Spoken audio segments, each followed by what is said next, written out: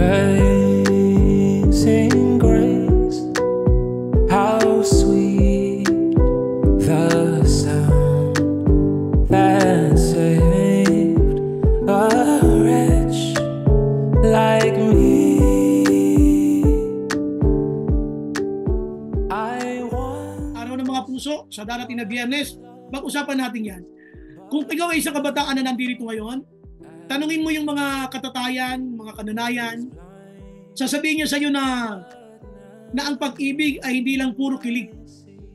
Ulitin ko ha, sasabihin nila sa iyo na ang pag-ibig ay hindi puro kilig. Bakit? Pag wala ka ng makain, silang dalawa ay magiging magagalitin. Hindi po pwede na puro yakapan. Ha? Kailangan meron kayong pinakain sa inyong harapan. Kaya sana lang sa mga in love, na mga wala pang commitment sa pag-aasawa, ang pag-aaral natin ngayon ay magbigay aral. At ganoon din naman sa mga may asawa na, sana makita rin ninyo na bakit ba tayo lagi nag-aaway ng partner natin? Bakit ba lagi tayo nagkakagalit ng ating kapartner? Ano bang dahilan? Bakit ba lagi tayo nagkakasimangutan, nagkakasamaan ng loob? At dito pag-usapan natin. Sabi nga, it takes two to tango. Kumbaga, sa sayaw na tango, kailangan dalawa. Ganon din naman sa pag-aaway. It takes two to fight. Pero alam nyo, ang pinakamalungkot na bahagi sa buhay ay yung matagpuan mo yung sarili mong ikaw na lang ang nagmamahal. Yan. Kasi para tumagal ang isang relasyon, kailangan pareho kayo nagmamahal. Pag isa na lang ang nagmamahal, ramdam na ramdam yon, at doon na nagkakaroon ng pagpapahinga. At pagkatapos ay pananamblay hanggang sa ayaw na. Yung iba na pupunta sa divorce, yung iba na pupunta doon sa sabihin na natin na legal separation. Marami ang bisita ng mga kilalang tao nang ikinasal si Princess Diana kay Prince Charles. Kung kilala nyo sila, ito ay magpakasal, buong mundo ay nagdiwang. At mga prominenteng mga pinuno na iba't ibang mga bansa ang mga naging sponsor, mga naging bisita, nang sila ay magpakasal. Pero nagulantang ang buong mundo nang silang dalawa ay mag-divorce. Nang sila ay maghiwalay. Akala nila yun na ang perfect couple.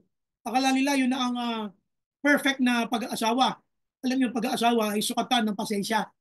Ang pagmamahal, sukatan ng pasensya. Kadalasan, ang tumatagal sa relasyon ay yung marunong umanawa. Kaya nga pag-uusapan natin ngayon, why love is not just an emotion but a decision. Yan. So yun ating theme, ano? Why love is not just an emotion but a decision. Bakit ang pag-ibig ay hindi lamang emosyon, kundi isang desisyon. So, yun ang pag-uusapan natin ngayong gabi. At ito ay nangyari sa banal na kasulatan ng ating Panginoong Hesus ay naghugas ng mga paa ng mga alagad. At doon sinabi niya, mahal niya ang kanyang mga alagad. At ngayon, sabi ng Tagalog na Biblia, at ngayon ay ipapakita niya kung gaano niya sila kamahal. So, inugasan niya ang paa ng mga alagad. At pagkatapos noon ay isa sa mga tumanggi ay si Pedro. Ang sabi ni Pedro, Lord, hugasan mo ba yung paa ko? Wag, hindi ko ba hugasan sa'yo? Sabi ni Lord, pag hindi ko hinugasan ng paa mo, wala kang kaugnayan sa akin. Ay, naku, sige Lord, hugasan mo na. Hindi lang ang paa ko, pati na yung ulo ko, lahat na. Ang sabi ni Lord, hindi mo na unawaan ngayon ang aking ginagawa, ngunit maunawaan mo rin pagkatapos. Madalit salita, nahugasan niya lahat ang paa ng malagad, pati ang mga paa ni Judas na sa kanya ay nagkanulo. So habang sila kumakain sa pagkainan, sabi ng Bible, inutusan niya na umalis si Judas. Dahil nung sinabi niya na may magkakanulo sa akin, so si Juan ay pumilig sa dibdib ni Jesus. Sabi niya, Lord, sino po yung magkakanulo sa iyo? Ang ipagsawsaw ko ng tinapay, siya na nga. Sabi ni Lord. At pagkatapos, naibigay niya ang tinapay na ito kay Judas. At ang maraming ang mga alagad doon ay nag-iisip, dahil siya nga ang ingat yaman, na baka inuutusan siya ni Lord na bumili ng mga tinapay o kaya gawing pangtulong ito sa mga mahihirap. Kaya walang sino mang nagtanong na ito ay pagsawsaw ni Jesus ng tinapay at ibigay ito. Pagsawsaw niya doon sa lagayan ng sawsawan niya, tapos binigay niya ito kay Judas. Walang sino mang nagtanong. Pero mapapansin niyo, pag alis ni Judas, doon niya sinabi yung isang utos ang ibinibigay ko sa inyo. Magmahalan kayo. Sapagkat malalaman ng lahat na kayo mga alagad ko kung kayo nag-iibigan. At dito makikita nyo na grabe ang pagmamahal ni Jesus. Kaya sabi ko nga, love is not just an emotion, but a decision. So, basahin natin ilang parts ng Bible. Hindi na natin basahin lahat kasi kinuwento ko na. So, ito, sabi ng Bible sa John 13. John 13, basahin natin verse 1. It was just before the Passover festival. Jesus knew that the hour had come for him to leave this world and go to the Father. Having loved his own who were in the world, he loved them to the end. Sa Tagalog, dahil minamahal niya ang kanyang mga alagad, ngayon ipakikita niya kung hanggang saan ang kanyang pagmamahal. Ganun ang salin ng Tagalog. At ito na nga yung kwento. Hinugasan niya ang mga paa ng mga alagad. At hanggang sa dumating yung point, matapos siya maghugas ng mga alagad, sinabi sa verse 34, a new command I give you, love one another as I have loved you. So you must love one another. So dito ito ikot yung kwento na pag-usapan natin. Ang gusto ko lang pansinin ninyo is why love is not just an emotion, but a decision. Bakit nga ba sinabi na hindi lamang ito emosyon? Alam nyo, nung tayo ay mga bata pa, meron tayong tinatawag na akala mo pag-ibig, pero pagka yung crush na crush mo na yan, akala mo siya na nga talaga ang dream boy mo o kaya dream girl mo. Tapos meron ang nakita ka sa kanyang parang pangit na kinilos na na-turn off ka, ayaw mo na. Bigla kang nanabang, natagpuan mo yung sarili mong hindi pala love yun. Ang tawag doon, yung tinatawag na infatuation. Infatuation, matindi paghanga, pero sa physical lang yun. At hindi paghanga, pero kumisan dahil sa kanyang mga gandang attitude. Pero may gawa siyang pangit na nagpa-turn off sa'yo, nagbago yung feelings mo, hindi pala love yung naramdaman mo. Ang tawag doon ay infatuation. So ngayon, gusto kong puntahan natin yung ginawa ni Jesus.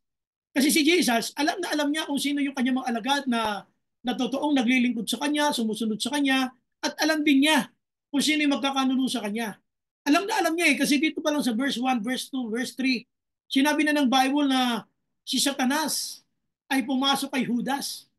Pero isipin nyo alam na alam ni Jesus na gagawan siya ng kalokohan ni Judas at siya ay ibebenta sa mga chief priests. Pero hinugasan pa rin niya yung paa. Nung binigay niya yung tinapay na pinagsawsaw nga niya, sabi niya, sige lumakad ka na. Alam na alam ni Lord kung anong lakad meron si Judas. Alam na alam niya ibebenta siya sa 30 pirasong tila. Kumbaga parang ang hirap gawan ng mabuti yung taong alam mong may planong masama sa'yo. Ang hirap gawan ng mabuti yung taong alam mong chinichika ka o minamarites ka. Napakahirap nun. Alam nyo, mapapansin nyo pag kayo ay Kristiyanong nagmamatured, hindi na kayo apektado ng gano'n. Yung alam mo chinichika ka, hinahayaan mo lang. Yung alam mo minamarites ka kung kani-kanino, hinahayaan mo lang. Bagkus pinapakitaan mo pa rin ng magandang pag-uugali. Ibig sabihin ng mamature ka na. Ito yung number 1 natin. Love is a commandment. Sabi niya dito, a new command. Sabi niya, I am giving you, love one another. To love is a command. It's a commandment. Whether you feel like loving, whether you feel like the feeling of loving one another, loving somebody, kahit magandang pakiramdam mo, kahit hindi yung pinag-uusapan. Ang sabi ng Bible, love one another. Whether you feel it or not, you must love one another because it was a command. Utos yun eh. Utos na tayo ay magmahal. Utos na tayo ay ibigin natin ang ating kapwa. Isipin nyo naman. Alam na alam niya. Itong si Judas na to, kunyari ba to eh. Kaya kung siya ihugasan ng paa, naku, sabi ko kung ako yun, gagamitin ko itong blade. Hihiwa-hiwain ko yung paa ni Judas. Alam kong masama ang gagawin nito sa akin eh. Siyempre nga naman, si Lord ay Diyos. Kaya punong-puno siya ng pagmamahal. Kaya gusto kong isipin niyo mabuti rito, ginagamit at mas higit na nagagamit ang pag-ibig doon sa mga taong hindi ka ibig-ibig. Kaya nga sabi ng Bible, kung ang gagawan nyo lang ng mabuti ay ang mga taong gumagawa rin sa inyo ng mabuti, natanggap nyo na ang inyong gantimpala sa langit. Kung ang pahiramin nyo lamang ay mga tao makapagsosolitin sa inyo sa mga hinalalap sa inyo, ay natanggap nyo ng gantimpala nyo sa langit. Dito, ang pag-ibig ay mas higit na kailangang ipadama doon sa mga taong hindi kaibig-ibig. Kaya pero kasi naman ang daling gawan ng mabuti, yung mga taong mabubuti rin. Ang daling gawan ng magagandang response, yung mga taong maganda rin ang response sa'yo. Pero pag alam mong, grabe, papahuli ko nito. Grabe, maapektuhan mga alagad ko, magtatakbuhan. Grabe to. Dito magiging dahilan para ako mamatay. Grabe itong si Judas. Pero alam nyo, sabi ng Bible, love one another. Pinakita niya, kahit alam niya na meron sa kanyang gagawing pangit itong si Judas. Ngayon, tanongin kita, kumusta ka? Halimbawa, alam mo si sister, si brother, chinichika ka. Ikaw ay pinamamalita kung anong kwentong hindi naman siya sure, ipinamamalita ka. At ngayon nalaman mo, o anong gagawin mo? Gagawin mo rin siya ng pangit? Napakahirap nun. Pero mapapasin mo, nagmamature ka na, pagkaya mo na magpaubaya, hayaan mo na yan. Yung salita nilang karma, actually, ang salitang karma, wala namang karma sa Bible. Wala. Ang meron sa Bible, you will reap what you sow. Pero hindi karma yun. Yun ang tinatawag na natural law at saka spiritual law. Kung ano ang tinanim mo, natural law, yun din ang aanihin mo. Sa spiritual law, ganun din. Ngayon, pag ikaw naman ay nasa sanlibutan, dahil hindi mo nga alam yung spiritual law and natural law, ang tawag mo karma, kasi karma tawag nila doon. Na kung ano yung ginawa mo sa kapwa mong pangit, babalik din sa'yo. Walang karma sa Bible. Wala. Ang nakalagay dyan, kung ano ginawa sa iyo ng kapwa mo, talagang aanihin din niya. Ngayon, kumusta ka? How do you respond with people who are not loving? Yung mga taong, alam mo, may mga pangit na ginagawa sa likod mo. Yung alam mong okay na okay pagkaharap mo, katulad ni Judas, nasa fellowship yan, nasa loob yan ng church. Nasaan si Judas nung sinabihan siya na, sige, lumakad ka na. Nasa fellowship, nasaan si Judas, nuhugasan ng siyang paan niya ni Jesus, nasa fellowship. Tumisa ng problema mo, nasa loob ng fellowship. Kaya wag kang mapa-apekto doon. Makikita mo na sarili mo na nagmamature ka na. Hindi ka na nagpapa-apekto sa ganyan. Mga chika-chika o kaya mga paninira sa iyo na hindi naman talaga tama, walang dahilan para idepensa mo sarili mo. Yung mga taong ikaw ay pinamamalita, kinasabihan ka ng pangit, kung ano-anong komento binibigay sa iyo na hindi naman nila alam ang buong totoo, hayaan mo lang. Ang sabi ng Bible, the vengeance is mine. Ang paghiganti ay sa akin. Paubaya mo na. Basta sundin na lang natin. Ang sabi ng Bible, love one another. Ano ibig sabihin nun? Pakitaan mo pa rin na maganda. Huwag mong papatunan. Huwag mong hahayaan na dahil pangit ang ginawa sa iyo ni Judas, pangit din ang gagawin mo sa kanya. Hayaan mo lang. In God's timetable, mananagot yan sa kanya ang harapan. Lalo-lalo yung mga taong gumagawa ng pangit sa iyo. So sinasabi ko lang, whether you are in the fellowship or outside the fellowship, there are still people who will be saying something against you or doing things against you. Could you imagine? Judas was inside the fellowship. That is a sad thing. Kapatiran ang bumabanat sa iyo. Kapatiran yung nagsasalita ng hindi maganda sa iyo. Nakakalungkot yun. Kung unbeliever pa, baka matanggap ko pa. Pero yung kapatiran, babanatan ka ng talikuran, nagtalikod ni Judas, binenta siya eh. Pagtalikod ni Judas, binenta ni Judas si Jesus, naghanap siya ng paraan paano niya pang magkakakitaan si Jesus. Ganon din kumisa iba sa atin. Kaya sana ang akin lang paalala dito, Jesus had this unconditional love. Kasi nga, love is a commandment. Whether you feel it or not, it's a command. Kaya nga pagka kayo ay nagmamature na sa pag-aasawa, mapapansin mo na kumisan hindi na importante yung katwiran mo eh. Ang gusto mo na lang mapayapang bahay. Minsan hindi ka na lang mga katwiran kahit alam mo may gusto kang sabihin. Kasi lalo-lalo kung hahaba lang ang mga pagkakagulo, minsan natahimik ka na lang eh. Kasi mas gusto mong mapayapang buhay. Pero ang problema ito, sa buhay na mag-asawa, hindi pwede nagmamahalan lang. Kailangan may provision. Kailangan may kinakain. Sa mga kabataang in love, hindi pwede puro kilig lang. Yung pagmamahal ni Jesus is very unconditional. Kahit alam niya na si Jesus, na ating Panginoong Diyos, kahit alam ni Jesus na siya ay pagkakanuno ni Judas, hinugasan pa rin niya yung paa. Kumbaga sa kabila ng alam niyang pangit ang ginagawa sa kanya, hinahayaan pa rin niyang pagpakitaan ito ng maganda. Hindi niya pinapatulan. Kaya unang-una, love is a command. Pag command, whether you feel it or not, you must love one another. Kailangan nating ibigin ang ating kapwa kahit nararamdaman mong magmahal o hindi mo nararamdaman. Kasi ang pagmamahal ay pinipili.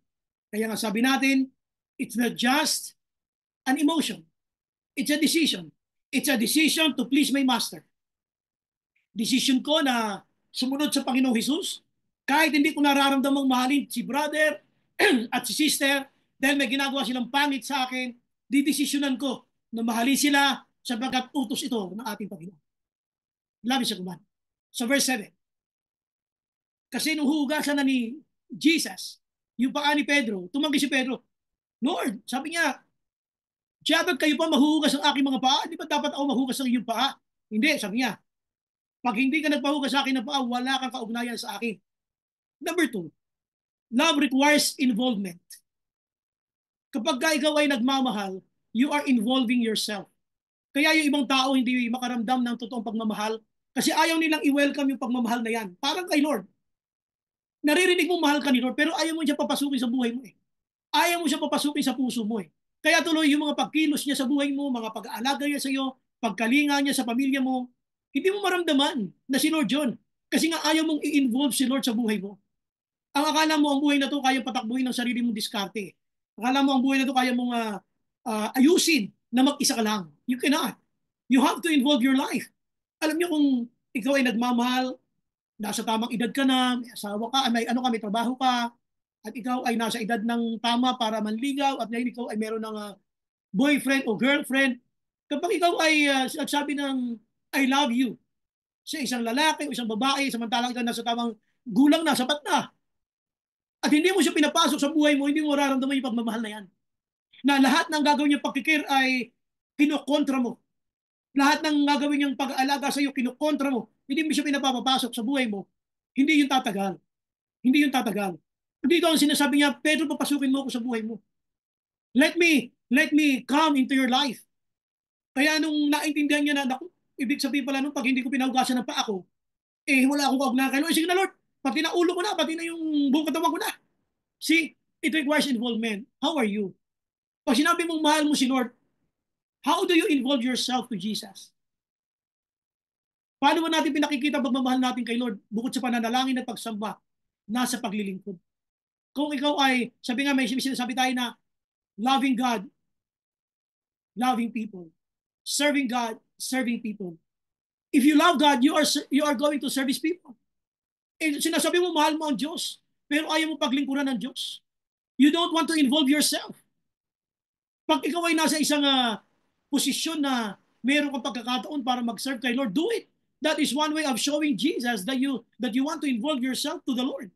Gusto mong i-involve ang buhay mo sa buhay paglilingkod at ito ay nagpapakita ng iyong pagmamahal sa Panginoon. Kaya pag sinabi mo I love you tapos lagi kang naka-atras, lagi kang umaayaw, hindi ganun ang pagmamahal. Ang pagmamahal ay you are involving yourself with somebody else. Ini-involve niya yung buhay niya sa iyo, ini-involve mo rin yung buhay mo sa kanya. Ganun ang pagmamahal, ang totoong pagmamahal. Yun ang tumatagal. Hindi po pwede yung isa lang ang nagmamahal. Alam niyo, ang pusong laging nakadarama na siya lang ang nagmamahal ay napapagod din. O sige na, pwede yung pang-status update yun. Ang isang pusong palaging nararamdaman na siya lang ang nagmamahal ay napapagod din. Hindi lang siya napapagod, nasasaktan din. At kapag ka siya ay napagod, hihinturin yan. Love must be reciprocated. Ang pagmamahal ay dapat sinusuklihan. Ganito rin dito eh. Hindi mo pa nga nakikilala si Lord. Jesus died for you when you were still a sinner. Makasalanan ka pa lang, hindi mo pa kilala si Jesus. Hindi mo pa kilala si Jesus. Pero siya ay nagpakita na ng pagmamahal sa iyo nang inialay niya kanyang buhay sa krus. Ano pa? Nung panahon ikaw ay makasalanan, kilala mo na ba siya? Hindi pa. Pero namatay na siya para sa iyo. At ang sabi ng book of 1 John, we love because He first loved us. Dito gusto kong tingnan ninyo na ang Corinthians, ang 1 John, mga book of love yan eh. Pero gusto ko lang pakita sa inyo rito kung paano nila pinaliwanag. Love must be sincere. Love is an action word. Ipinapakita ito sa pamamagitan ng pagkilos. O sasabihin mo, mahal mo si Lord, tataas ka ng kamay, mag-altar call tayo, lalapit ka sa Panginoon. Pero Wednesday word, hirap na hirap ka. Hindi ka makita dito sa Wednesday word. Bakit wala sa Wednesday word? Feeling mo special ka? Iba kang leader, iba kang worker, nakahihigit ka sa aming lahat. Kaya kung kailan mo lang trip na umaten, doon ka lang aaten. Ang paglilingkod ay para sa lahat. Hindi dito yung pag ayaw mo, pag gusto mo, gusto mo. Hindi pwedeng ganun. Kaya nga ako challenge ko eh. Yung mga worker natin at mga leader na walang balak umatin ng Wednesday Word, magsipag-resign na. Hindi kanya na kailangan nating leader at worker. Basta ikaw ang feeling mo special ka, kaya mong umatin, ayaw mong umatin, eh resign na. At maraming ipapalit si Lord. Maraming ipapalit si Lord. Kaya please lang ha, yung mga hindi umatin dyan ng Wednesday Word, sabihan nyo sila. Napaka-special naman nila na lahat ng magagawa ay naririto at lahat tayo ay nagsusumikap na ayusin ang ating mga schedule. Tapos sila wala. Bakit? Anong dahilan? O sige, walang pangload, walang pera, maunawaan natin yun. Pero yung alam mong kaya mo, tapos wala ka dito. Kung saan lupalop ka nakakarating, tapos dito wala ka. So mga kapatid, pag-usapan natin, pinag-uusapan paglilingkod. Kung ikaw ay sasabi mong nagmamahal ka sa Diyos, involve mo yung sarili mo sa paglilingkod sa Panginoon. Dahil isa lamang ito sa paraan na pagpapakita sa Panginoon na mahal mo siya. Pinaglilingkuran mo ang Diyos, pinaglilingkuran mo rin ang kanyang kapwa. Minamahal mo ang Diyos, minamahal mo rin ang kanyang kapwa. It requires involvement. Kaya nga si Peter, alam naman natin, si Peter nagkasala. Pero nung siya ay patawarin ng Panginoon at ng kanyang mga alagad, nung siya ay nakabalik, alam natin kung paano siya nangaral ng salita ng Diyos sa Book of Acts chapter 2. Siya ang nangaral doon at nung siya mangaral ay 3,000 katao ang na-convert into Christianity. So, ibig sabihin, pag sinabi mong mahal mo si Lord, ipakita mo sa gawa, huwag sa gawa. Ipakita mo sa puso, hindi sa nguso. Ipakita mo ito sa kilos, Hindi yung salita. Ang ating mga magagawa ay nagiging mahusay sa pagsasalita hanggang salita lang. Pag tinignan mo na yung kanilang kakayanan na maglingkod sa Panginoon na kaya naman, ay hindi ginagawa. Nakakalungkot yun. So dito, whether you feel it or not, ang pagmamahal ay iniutos ng Panginoon. Sabihin natin, it's a commandment. And number 2, it requires involvement. Now, number 3, sabi nga, you call me teacher and Lord, and rightly so, for that is what I am. Tinatawag ninyo akong guro at Panginoon, at alam nyo, tama kayo dahil ako nga ay guro at inyong Panginoon. Yun ang sinabi niya. Pero alam nyo ba bakit ko ginawa yun? Now that I, your Lord and teacher, have washed your feet, you also should wash another's feet. You should also wash one another's feet. Maghugasan din kayo ng paa ng mga kasamahan ninyong mga alagad. Ano sabi niya sa 16? I have set you an example that you should do as I have done for you. Nagpakita ako sa inyo ng isang magandang halimbawa na dapat niyong sundan at gawin din ninyo sa inyong mga kapwa. Ano yung pangatlo? Alam niyo, paglilingkod sa Panginoon ay hindi laging madali. Ang paglilingkod sa Panginoon ay kung minsan may kasamang sakripisyo. Sakripisyo sa oras, sakripisyo ng katawang pisikal na papagod, at kung minsan may sakripisyo pinansyal. Pero ganun talaga. Ngayon si Jesus dito, iba ang kanyang ginawa. Pagkatapos niyang sabihin na kung ako na inyong guro at Panginoon ay naghugas ang inyong mga paa, maghugas din kayo. Alam mo kung ano sinasabi niya rito? Kilalanin niyo yung ginawa ko. Kaya pag dumating yung time na magpapakita na kayo ng pagmamahal sa inyong kapwa na parang hindi niyo gusto ang inyong gagawin, sana maalala niyo itong ginawa ko. Ano yung pangatlo? Yung acknowledgement. Kilalanin mo na kung si Jesus nga ay nagpakahirap. Alam niyo ba, kung malilinis ang mga paa ng mga alagad na yan, ilang beses silang naglakbay, kung saan sila nagpupunta, hindi naman lahat yan nakasandalyas. At kung yan man ay mga nakasandalyas, for sure, madumi pa rin yun. Kahit nga nakaboots ka yung boots mo, iba amoy pag tinanggal mo Pag pawis na yan So ano yung pangatlo? Acknowledgement. Ang sinasabi niya, pag nahirapan na kayong maglingkod sa inyong kapwa, pag nahirapan na kayong magpakita ng pagmamahal, alalahanin niyo itong ginawa. Ang hirap, alam niyo kung bakit? Pasok tayo sa culture. Yung maghugas ng paa ng iyong kapwa, ang pinakamababang uri ng alipin na siyang gumagawa nito. Maraming klase ng alipin, 3 o 4 na klase ng alipin meron ang mga Hudyo. At yung pinakamababang uri ng alipin, yun lamang, alipin na yun, ang naghuhugas ng paa ng mga alagad. At yung role ng alipin na yun, ang ginampanan ng role ni Jesus. Minamahal niya ang kanyang mga alagad at ngayon ipakikita niya kung gaano niya kamahal. Paano niya pinakita? Hinugasan ng paa ng mga alagad. Tinanggap ni Lord lahat ang dumi sa iyong paa.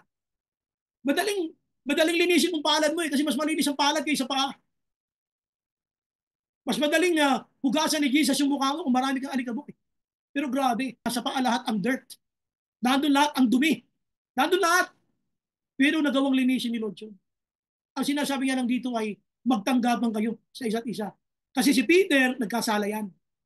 So si Peter nagkasala, humingi siya ng tawad uli, nagsisi siya, nakabalik siya sa grupo ng mga alagad. At dito, nabago siya. Kaya nga pagdating sa Book of Acts, pagkatapos ng mag-resurrect ni Jesus, siya yung kauna-unahang nangaral na si Jesus ay muling nabuhay. Pero si Judas ay hindi sapagkat siya ay nagpatiwakal, nag-suicide siya.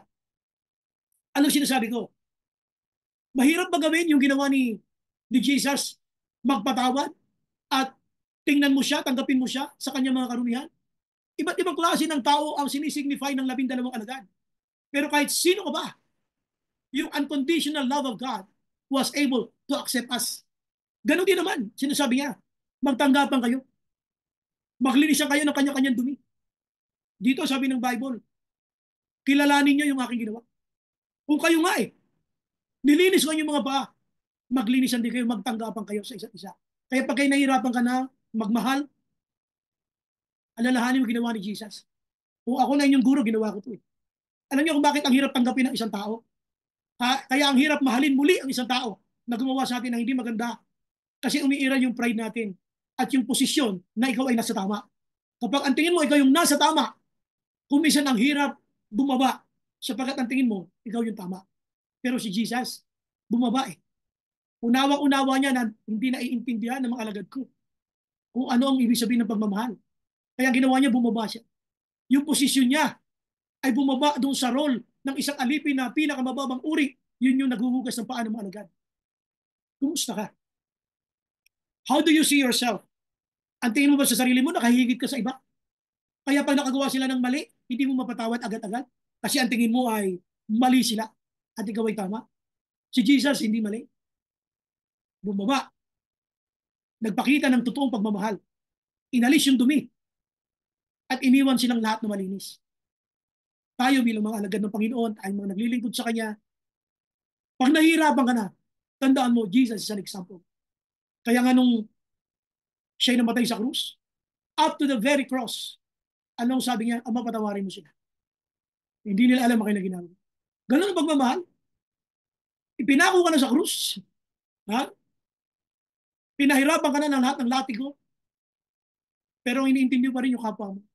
Ganun ang pagmamahal ni Jesus. Unconditional. Tayo, kumusta tayo? Tayo, nakaredy tayo malumbat. Nakaredy tayo magkwenta ng lahat ng mga ginawa sa ating pangit.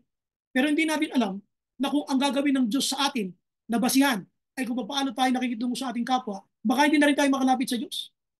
Kapag ang ginawang basihan ng Lord ay yung basihan natin. Yung bang, ito patatawarin ko lang ito kapag ganito. Kung ganyan ang gawin sa inyo ni Lord na pattern, patatawarin ka lang niya kapag ganito. Mahirap yon. Tandaan nyo si Jesus, yung kanya unconditional love. Sino ang mga nasa loob ng fellowship? Si Judas. Alam niyang gagawan siya ng pangit. Magkakanuno siya na magiging dahilan ng kanyang kamatayan. Hinugasan pa rin niya yung paa. Si Pedro, alam niya itatatwa siya. Nasa loob din ng fellowship. Ginawan pa rin niya ng mabuti.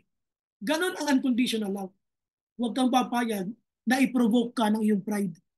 Kung minsan pagka yung alam mo ikaw nasa tama, gigil na gigil kang patunayan na ikaw ay tama Alam nyo, personally, to share ko sa inyo, may ugali ako na hindi nagpapaprovoke.